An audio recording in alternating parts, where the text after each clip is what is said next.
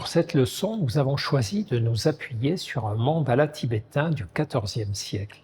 Les mandalas se sont largement développés, notamment dans le bouddhisme tibétain ainsi qu'au Japon. En sanskrit, le terme mandala signifie centre, puis par extension cercle et territoire.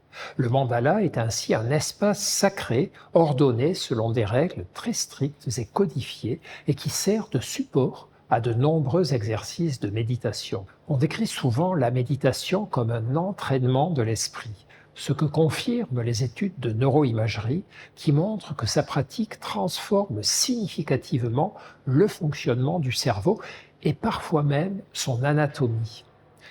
Comme tout apprentissage, cet entraînement de l'esprit nécessite des efforts et de la discipline.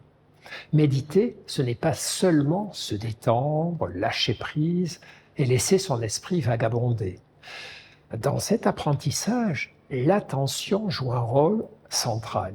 Il peut s'agir d'apprendre à maîtriser ses oscillations en la focalisant, par exemple, sur un objet précis, comme la respiration, le corps, les sons, les pensées.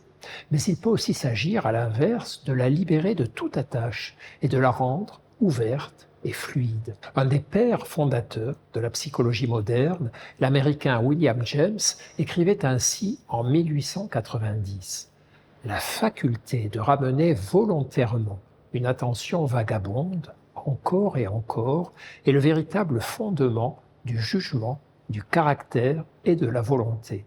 Personne n'est maître de soi s'il n'en dispose pas.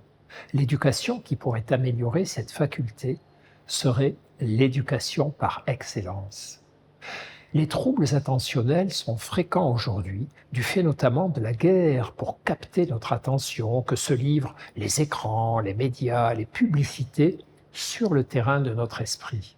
Et la méditation est une des ressources pour résister à ces intrusions.